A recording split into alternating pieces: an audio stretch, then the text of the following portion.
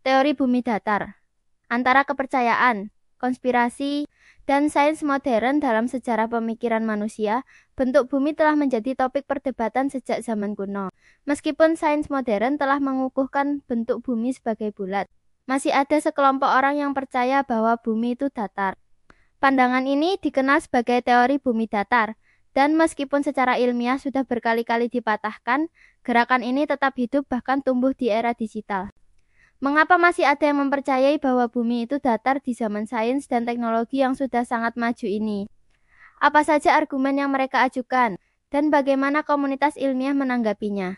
Artikel ini akan membahas secara mendalam tentang teori bumi datar, sejarahnya, keyakinan para pendukungnya, sanggahan ilmiah, serta pengaruh media sosial dalam menyebarkan ideologi ini.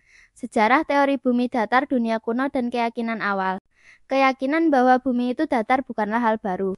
Banyak peradaban kuno memiliki pandangan ini berdasarkan observasi terbatas dan mitologi. Misalnya, bangsa Mesopotamia menggambarkan dunia sebagai cakram datar yang mengapung di atas lautan. Dalam kepercayaan Hindu kuno, bumi digambarkan berada di punggung kura-kura raksasa. Sementara dalam mitologi Nordik, bumi digambarkan sebagai dataran luas yang dikelilingi oleh lautan dan makhluk raksasa. Namun, sejak abad ke-6 sebelum Masehi, filsuf Yunani seperti Pythagoras dan kemudian Aristoteles mulai mengusulkan bahwa bumi berbentuk bulat. Aristoteles bahkan mencatat bahwa selama gerhana bulan, bayangan bumi di permukaan bulan selalu melengkung. Abad pertengahan dan kesalahpahaman bertentangan dengan mitos populer. Para cendekiawan di abad pertengahan sebenarnya sudah menerima bahwa bumi itu bulat. Pemikiran bahwa orang zaman itu percaya pada bumi datar adalah kesalahpahaman modern. Bahkan pelaut seperti Christopher Columbus tahu bahwa bumi berbentuk bulat. Dan perjalanan mereka justru bertujuan untuk mencari rute laut yang lebih cepat ke Asia, bukan untuk membuktikan bentuk bumi. Kebangkitan kembali teori bumi datar, teori modern Samuel Robotham. Pada abad ke-19, teori bumi datar mengalami kebangkitan melalui karya Samuel Robotham, seorang penulis Inggris yang menerbitkan buku berjudul Zetetic Astronomy, Earth Not a Globe pada tahun ke-1865. Dalam karyanya, Robotham mengklaim bahwa bumi adalah dataran datar yang dikelilingi oleh dinding es, dan bahwa matahari dan bulan hanyalah objek kecil yang berputar di atas cakrawala bumi. Robotham memulai gerakan yang dikenal sebagai Zetetic Society, dan pendekatannya yang menolak sains konvensional tetapi mengklaim observasi langsung, menjadi dasar dari banyak argumen Flat Earther modern. Flat Earth Society. Pada pertengahan abad ke-20, organisasi Flat Earth Society didirikan oleh Samuel Shinton dan kemudian dilanjutkan oleh Charles K. Johnson, meskipun sempat menurun. Kelompok ini mendapat dorongan baru berkat internet dan media sosial. Keyakinan dasar pendukung teori bumi datar. Mereka yang mempercayai teori bumi datar, sering disebut Flat Earthers, memiliki serangkaian keyakinan yang khas. Antara lain, pertama, bumi adalah datar dikelilingi dinding es. Menurut teori ini, bumi adalah dataran luas yang dikelilingi oleh dinding es besar, yang berfungsi sebagai penghalang agar air laut tidak tumpah. Dinding es ini diyakini sebagai Antartika. Kedua, matahari dan bulan berputar di atas bumi. Matahari dan bulan dianggap sebagai objek kecil berdiameter sekitar 50 km yang mengorbit melingkar di atas permukaan bumi.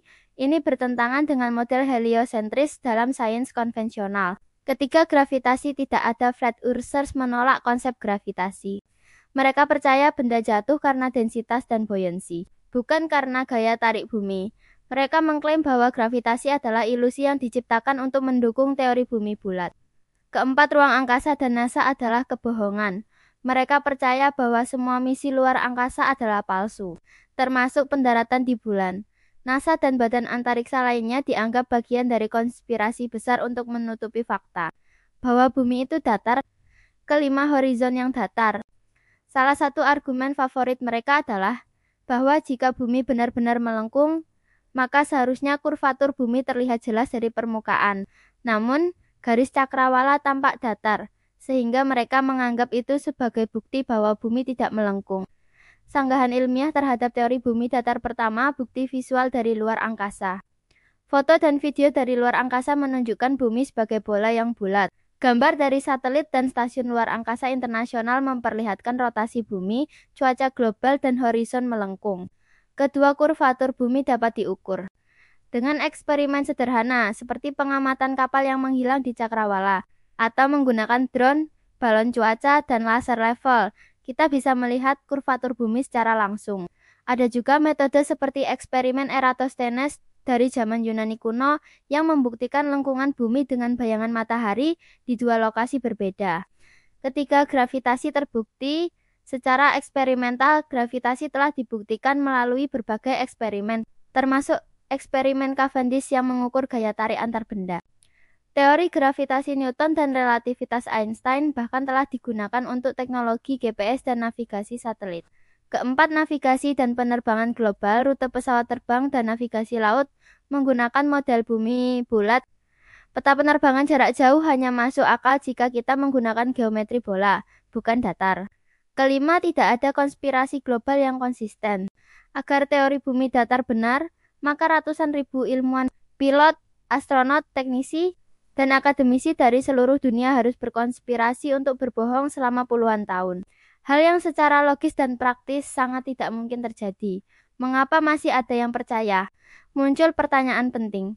Mengapa masih ada yang percaya pada teori bumi datar? Pertama, ketidakpercayaan pada pemerintah dan sains. Banyak pendukung teori ini memiliki rasa tidak percaya yang tinggi terhadap pemerintah, lembaga sains, dan otoritas global. Mereka merasa telah dibohongi oleh narasi resmi dan ingin mencari kebenaran alternatif. Kedua, pola pikir konspiratif mereka yang mempercayai teori bumi datar seringkali juga percaya pada teori konspirasi lainnya, seperti pendaratan palsu di bulan, vaksin sebagai alat kontrol populasi, atau Illuminati. Ada pola psikologis di mana ketidakpercayaan pada satu hal mendorong ketidakpercayaan terhadap hal lainnya. Ketiga, kurangnya literasi sains. Kurangnya pemahaman tentang metode ilmiah, fisik, dan astronomi membuat sebagian orang mudah menerima argumen yang tampak masuk akal secara visual, meskipun keliru secara ilmiah. Keempat, pengaruh media sosial. Media sosial memberikan ruang bagi komunitas fringe untuk berkembang. YouTube, TikTok, dan grup Facebook berisi ribuan video yang menyebarkan ide bumi datar secara bebas, tanpa filter kebenaran ilmiah. Algoritma bahkan seringkali mendorong konten seperti ini karena sifatnya yang kontroversial dan menarik klik. Dampak sosial dan budaya. Pertama, pendidikan dan disinformasi teori ini menjadi tantangan dalam dunia pendidikan, terutama di kalangan remaja yang terpapar konten konspiratif. Beberapa guru bahkan melaporkan siswa mempertanyakan bentuk bumi di kelas berdasarkan video yang mereka lihat di internet. Kedua, polarisasi masyarakat. Keyakinan terhadap teori ekstrem seperti bumi datar bisa memecah masyarakat dalam kelompok yang saling mencurigai. Hal ini menghambat dialog rasional dan memperlemah kepercayaan publik terhadap ilmu pengetahuan. Teori bumi datar dalam budaya populer. Topik ini sering diangkat dalam film, dokumenter, dan konten digital. Netflix pernah merilis dokumenter berjudul Behind the Curve yang menyoroti komunitas bumi datar dengan pendekatan objektif dan menyentuh aspek psikologis di balik kepercayaan mereka. Kesimpulan, teori bumi datar adalah contoh ekstrem bagaimana kepercayaan bisa terbentuk dan bertahan. Bahkan di era informasi, meskipun sains telah memberikan bukti berlimpah bahwa bumi itu bulat, sebagian orang masih memilih untuk mempercayai sebaliknya. Seringkali karena kombinasi antara ketidakpercayaan, keingintahuan, dan pencarian identitas. Menghadapi tantangan ini, penting bagi masyarakat dan pendidik untuk tidak hanya menyampaikan fakta, tetapi juga mengajarkan cara berpikir kritis, mengevaluasi sumber informasi, dan memahami metode ilmiah. Dengan begitu, kita bisa membangun generasi yang tidak hanya tahu apa yang benar, tetapi juga mengapa itu benar.